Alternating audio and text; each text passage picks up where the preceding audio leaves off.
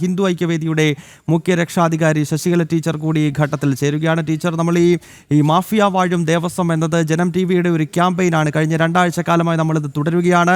അത് തിരുവിതാംകൂർ ദേവസ്വം ബോർഡ്, മലബാർ ദേവസ്വം ബോർഡൊപ്പം കൊച്ചിൻ ദേവസ്വം ബോർഡുകൾ, ഈ 3 ദേവസ്വം ബോർഡുകളുടെ കീഴിലുള്ള ക്ഷേത്രങ്ങളിൽ നടന്നിട്ടുള്ള ഭൂമി കൊള്ള, അവിടുത്തെ വസ്തുവകകൾ എങ്ങനെ നഷ്ടപ്പെട്ടു പോയിരിക്കുന്നു, ഭക്തൻ സമർപ്പിക്കുന്ന കാണിക്ക ഉൾപ്പെടെ എങ്ങനെ ഇവർ അടിച്ചുകൊണ്ടു പോകുന്നു, ഇത്തരം വിഷയങ്ങൾ സമഗ്രമായി ചർച്ച ചെയ്യുന്ന ഒരു ക്യാമ്പയിനാണിത്. ഈ ക്യാമ്പയിൻ്റെ ഭാഗമായി ഇന്ന് നമ്മളിപ്പോൾ ഈ 2016 ഓംബുഡ്സ്മാൻ്റെ റിപ്പോർട്ട്, അതായത് ഈ ചെറുപള്ളി എസ്റ്റേറ്റുമായി ബന്ധപ്പെട്ട് അത് ദേവസ്വം ഭൂമിയാണെന്നും അത് തിരികെ പിടിക്കാനുള്ള നടപടി വേണമെന്നും ഓംബുഡ്സ്മാൻ റിപ്പോർട്ട് 2016 പുറത്തു വന്നതാണ്. അതുമായി ബന്ധപ്പെട്ട് ബോർഡിൻ്റെ ഭാഗത്തു നിന്നും ഒരു നടപടിയും ഉണ്ടായിട്ടില്ല എന്ന വിഷയമാണ് ഈ ഘട്ടത്തിൽ ചർച്ച ചെയ്യുന്നത്. ടീച്ചർ എങ്ങനെയാണ് ഈ വാർത്തയോട് പ്രതികരിക്കുന്നത്? മാഫിയ വാഴും ദേവസ്വങ്ങൾ എന്നുള്ളത് ആത്മാർത്ഥമായി അന്വേഷിച്ച് പുറത്തെത്തിക്കുന്ന ജനം ടി വിക്ക് ആദ്യം തന്നെ അഭിനന്ദനങ്ങൾ അറിയിക്കട്ടെ. മാഫിയ വാഴും ദേവസ്വങ്ങൾ എന്നതിൽ നിന്ന് ദേവൻ വാഴും ദേവസ്വങ്ങൾ എന്ന സ്ഥിതിയിലേക്ക് അതിനെ എത്തിക്കുന്നത് വരെ നമുക്കൊക്കെ വിശ്രമമില്ലാതെ പൊരുതണം. അതിലൊരു കാര്യം കൂടി പെടുത്തട്ടെ. 3 ദേവസ്വങ്ങളുടെ കാര്യം പറഞ്ഞു. തിരുവിതാംകൂർ, കൊച്ചി, മലബാർ 3 ദേവസ്വങ്ങളുടെ വിടല്ല. ഇരിങ്ങാലക്കുട ദേവസ്വം, ഗുരുവായൂർ ദേവസ്വം ഒന്നും ഇതിൽ നിന്ന് മുക്തമല്ല. ഇരിങ്ങാലക്കുട ദേവസ്വത്തിന്റെ ഭൂമി ഹിന്ദു ഐക്യവേദി ലക്ഷങ്ങൾ ചെലവഴിച്ച് പ്രക്ഷോഭം നടത്തി, കേസ് നടത്തി, വീണ്ടെടുത്ത് അത് വീണ്ടും പിന്നെ വിട്ടുകൊടുക്കാനൊക്കെ ഒരുപാട് ത്യാഗം സഹിക്കേണ്ടി വന്നൊരു സംഘടനയാണ് ഹിന്ദു ഐക്യവേദി. ഇപ്പോഴും ഇരിങ്ങാലക്കുട ദേവസ്വത്തിന്റെ പല ഭൂമിയും ഈ പറഞ്ഞ പോലെ തന്നെ പൊരുതിയാൽ തിരിച്ചു കിട്ടാവുന്നതാണ് എന്ന അവസ്ഥയിൽ കണ്ടെത്തുന്നത്. 2 ദേവസ്വങ്ങളെ കൂടി വിടരുത് എന്ന് ആദ്യം ഞാൻ പറയുന്നത്. പിന്നെ എരുമേലി ദേവസ്വം ഓംബുഡ്സ്മാന്റെ വിധി പോട്ടെ, ദേവന്റെ വിധിക്ക് പോലും പുല്ല് വില കൽപ്പിക്കുന്നുണ്ട് ദേവസ്വം ഭരിക്കുന്നവര്. അവർക്ക് ഇവനെന്താ ഓംബുഡ്സ്മാന്റെ തീരുമാനങ്ങൾക്ക് വിലയുള്ളത്?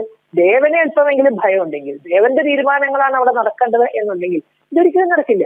ഇത് നമ്മൾ വളരെ കാലമായി എരുമേലി ഒരു വിമാനത്താവളം എന്നതിനെ പറ്റി അത് ആചാരപരമായി എതിർക്കപ്പെടുന്നതോടൊപ്പം തന്നെ ഈ പറഞ്ഞ ഭൂമി, ഭഗവാന്റെ ഭൂമി, ദേവസ്വത്തിന്റെ ഭൂമി ദേവസ്വത്തിന് കിട്ടുക മാത്രമല്ല അതിൽ സർക്കാരിന് അവകാശമാണെങ്കിൽ അതിന് സർക്കാരിന് ആർക്കും പൈസ കൊടുക്കേണ്ട കാര്യമില്ല.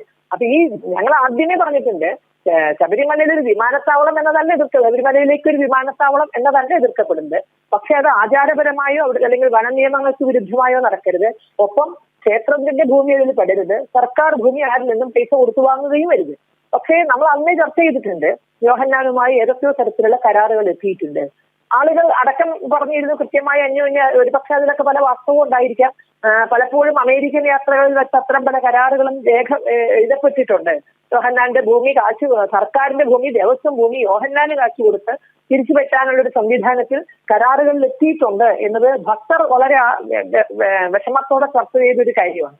ഏതായാലും ഇത്രയുമൊക്കെ കാര്യങ്ങൾ പുറത്തു വന്ന സ്ഥിതിക്ക് ജനം ടി വി പോലൊരു മാധ്യമം കൂടെ ഉള്ളപ്പോൾ ഇവിടുത്തെ ഭക്തർക്ക് ഉറപ്പുണ്ട്, ദേവന്റെ ഭൂമി അത് ദേവന് തന്നെ കിട്ടിയിരിക്കണം.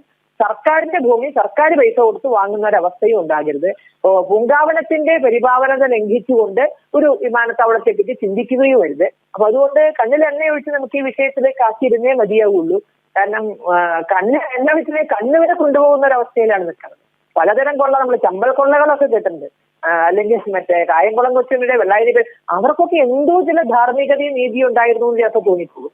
അതൊന്നും അത്തരത്തിലുള്ള ഒരു ധാർമ്മികതയും നീതിയും ഇല്ലാതെ കത്തണ പെരയ്ക്ക് ഊരണ കൈക്കോല് ലാഭം എന്ന് പറഞ്ഞ് ഇരിക്കുന്ന കാലം കൊണ്ട് പരമാവധി ഉണ്ടാക്കുക. കാരണം അതിനാണ് ഈ കൊല്ലം കുറച്ചു കൊടുക്കുന്നത്. 2 വർഷമൊക്കെ ആക്കണത്, കൊല്ലം കുറച്ചു കൊടുക്കുന്നത് കുറഞ്ഞ കാലം ആകുമ്പോൾ ഒരു ഭ്രാന്തമായി വെട്ടിപ്പിടിക്കും.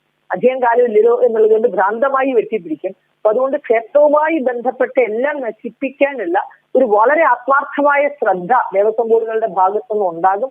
അതിനവരെ നിർബന്ധിക്കുന്ന അല്ലെങ്കിൽ അത്തരത്തിലേക്ക് അവരെ തള്ളിവിടുന്നത് ഇവിടുത്തെ രാഷ്ട്രീയ സംവിധാനമാണ്. അതുകൊണ്ട് ക്ഷേത്രങ്ങളുടെ ഭൂമി മുഴുവൻ മോചിപ്പിക്കുകയും ഇനി അതിൽ നിന്നൊരു മോഷണം നടക്കാതെ നമുക്ക് സംരക്ഷിക്കുകയും ചെയ്യണം. അതിന് ജനം ടി വി പോലൊരു മാധ്യമം നടത്തുന്ന ആ ശ്രമങ്ങൾക്കൊക്കെ വളരെ വളരെ സന്തോഷമുണ്ട്. കൂടെ ഉണ്ട് എന്നുള്ളത് ഇവിടുത്തെ ഹൈന്ദവ സമൂഹത്തിന് വലിയൊരു ആശ്വാസമാണ് എന്ന് പറയാതെ വയ്യ. വളരെ നന്ദി ശ്രീമതി ശശികല ടീച്ചർ ഈ ഘട്ടത്തിൽ പ്രതികരിച്ചതിന്.